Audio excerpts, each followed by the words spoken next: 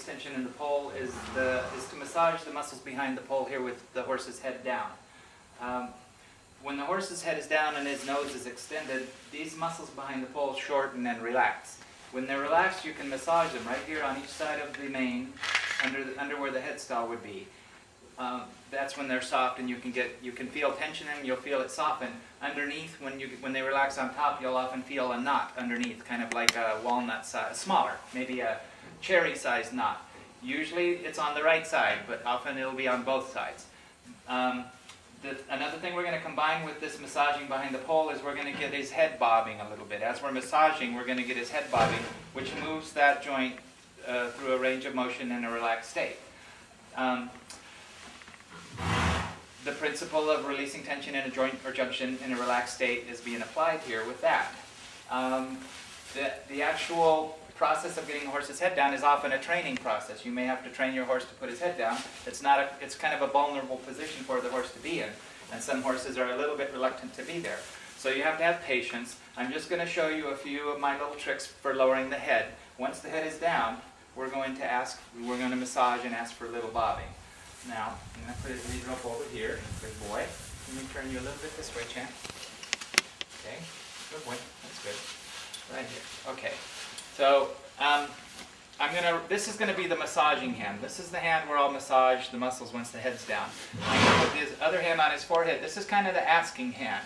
So what I'm going to do here is I'm going to ask and release, even before I get resistance. Then I'm going to ask and release again.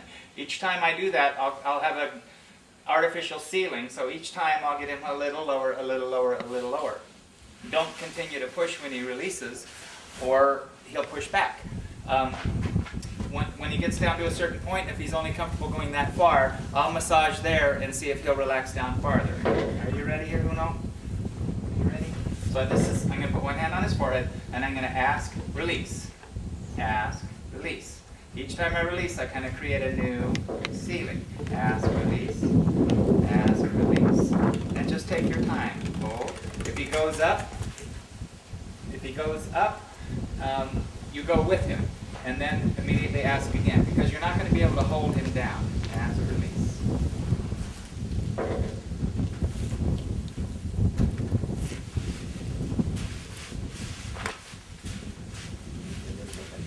Okay, each time he lowers a little bit, I'm going to create a glass ceiling. When he absolutely has to put his head up, you just go with him and then ask again. Don't try to force him down.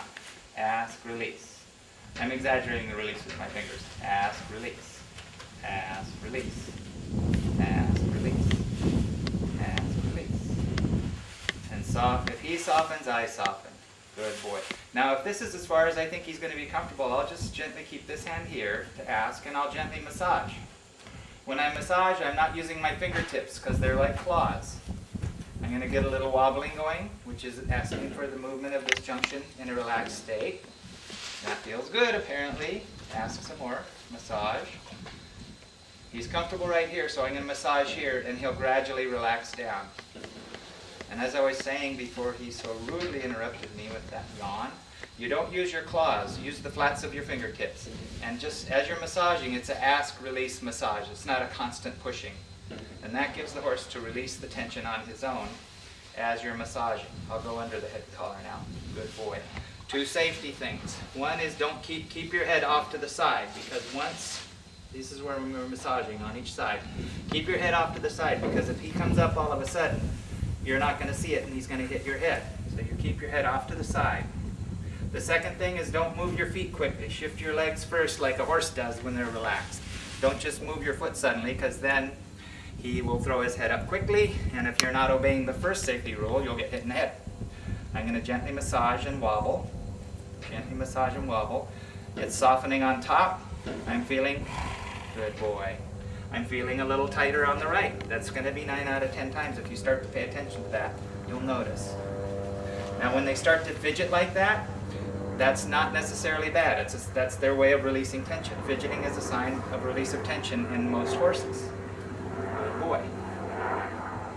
When you feel like he's softened up, you can stop at any time. Once you feel like he's released a little bit and this is getting softer, you can move on to the next technique. If you still feel a knot under on either side, You can work on that knot a little more. When you got his head bobbing like that, that's a good sign that he's released the tension. Good boy, Uno. We'll just see what he has to say.